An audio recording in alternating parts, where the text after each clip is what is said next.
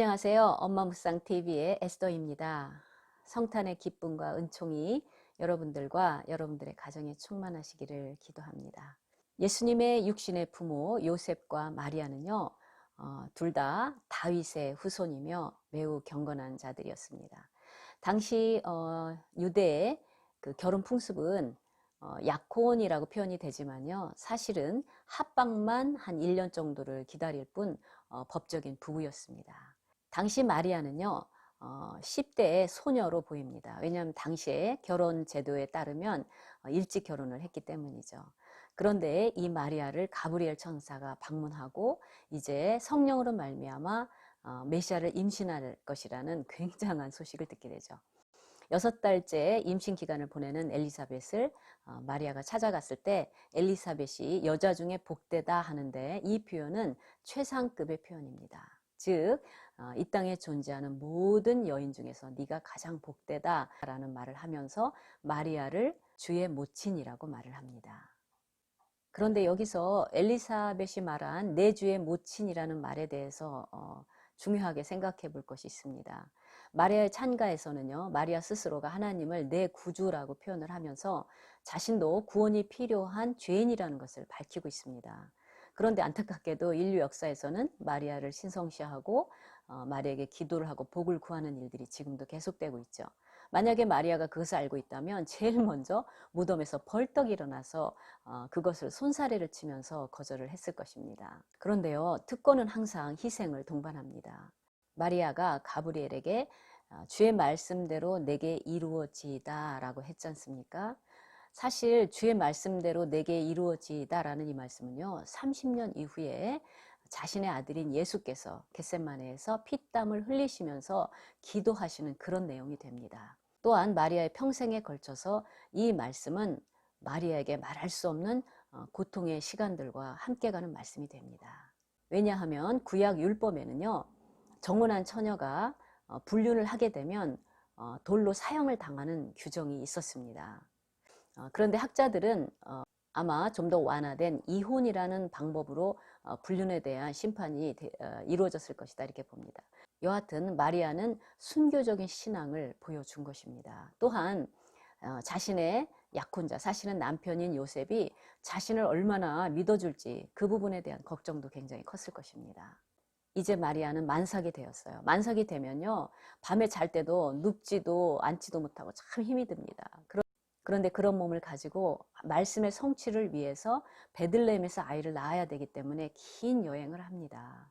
또한 일반 가정도 아니고 누추하고 춥고 냄새나는 마구간에서 아기를 낳아야 됩니다. 인간인 마리아는 한 면에서는 상당히 서글프고 힘들고 어려움이 있었을 거예요. 하지만 아기 예수가 태어났을 때 전 우주의 성가대가 동원이 되죠. 아기 예수의 탄생을 천사들이 찬양하고 동방박사들이 찾아와 왕의 예물을 드리며 많은 목자들을 비롯한 사람들이 와서 아기의 탄생을 축하할 때 마리아는 또한 큰 위로를 받았을 것입니다.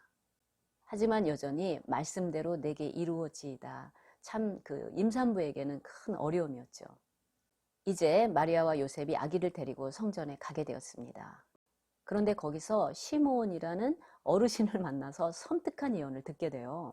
칼이 내 마음을 찌르듯 하리니 이는 여러 사람의 마음의 생각을 드러내려 함이라 하더라.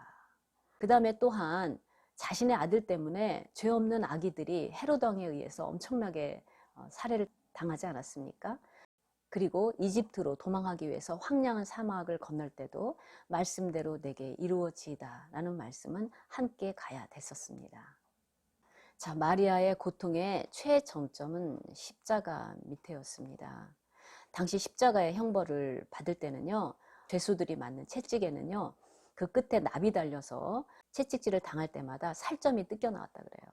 그리고 성경의 자료들에 보면요, 예수님이 십자가에 달리실 때는 뭐 사람의 형체를 알아볼 수 없을 정도로 정말 그 당하신 고난이 이루 말할 수가 없었다고 합니다. 저희 큰아이가 언젠가 엄마 저 격투기를 좀 하면 어때요? 그런 말을 하는데 제가 결사반대했어요. 저는 아유 제 아이가 맞거나 뭐 이런 모습을 결코 눈을 뜨고 볼 수가 없습니다. 그런데 어머니의 마리아는 어떻겠어요? 십자가상에서 정말 그 처참한 아들의 모습을 보면서 아들과 함께 고난을 당했다고밖에 볼 수가 없습니다. 그런데요, 하나님의 이야기에는 항상 반전이 있어요. 그렇게 처참하게 죽어갔던 아들이 3일 만에 부활을 했다. 마리아의 상황은 성경에 기록되지 않았지만 우리가 쉽게 짐작해 볼 수 있지 않겠습니까? 얼마나 그 마음에 이루 말할 수 없는 기쁨이 넘쳤겠습니까?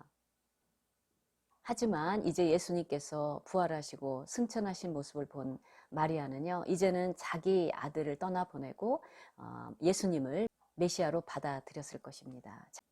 자, 우리 한국교회는요, 130여 년이라는 서구에 비하면 짧은 기독교 역사이지만 정말로 세계에 자랑할 만한 대단한 영적 거성들이 많습니다. 믿음의 여인들도 많습니다. 그 중에 한 분이 섬마을의 믿음의 어머니라는 별명을 가지고 계신 문준경 전도사이십니다. 문준경은요, 1891년에 전남의 작은 섬에서 태어나서 양반 가문에서 유복하게 잘 자랐습니다.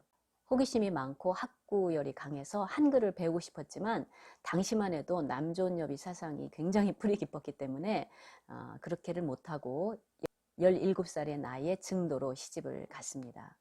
그런데 안타깝게도요, 남편은 이미 다른 여인과 살림을 차리고 있는 상황에서 어른들의 성화에 못 이겨서 억지로 결혼을 했던 것입니다. 그래서 첫날 밤부터 남편은 문준경을 버렸고 그 이후로 남편은 문준경에게 단 한 번의 사랑도 주지 않고 다른 여인과 다른 섬에서 살았습니다.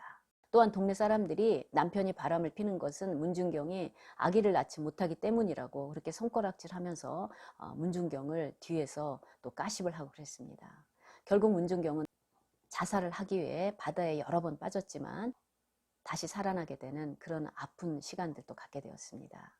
이제 문준경은 시부모님이 돌아가신 뒤에 증도를 떠나서 싹바느질 등을 하면서 생계를 이어나가게 되었습니다.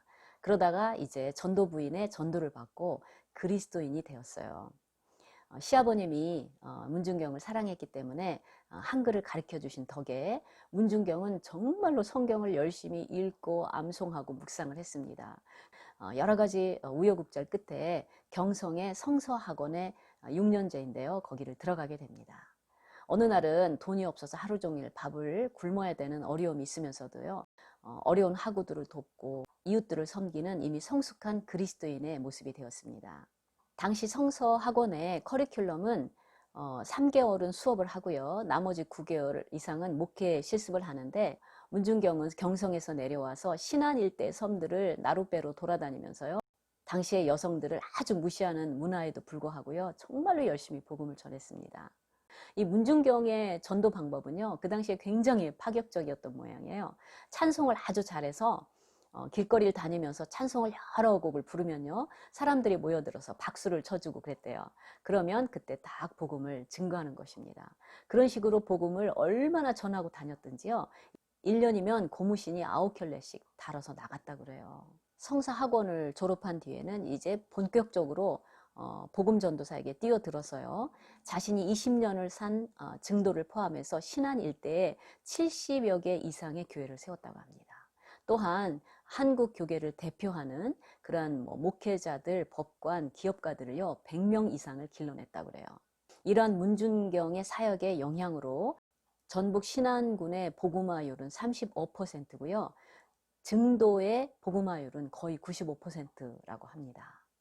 그러다가 1950년에 이제 한국전쟁에 발발해서 어렵게 제외한 이성봉 목사님의 만류에도 불구하고 증도에 갔다가 모진매를 맞고요, 죽창에 찔리고 결국에는 새끼를 많이 깐 씨암탉이라는 놀림을 공산당들로부터 받으면서 총에 순교를 하셨다고 합니다.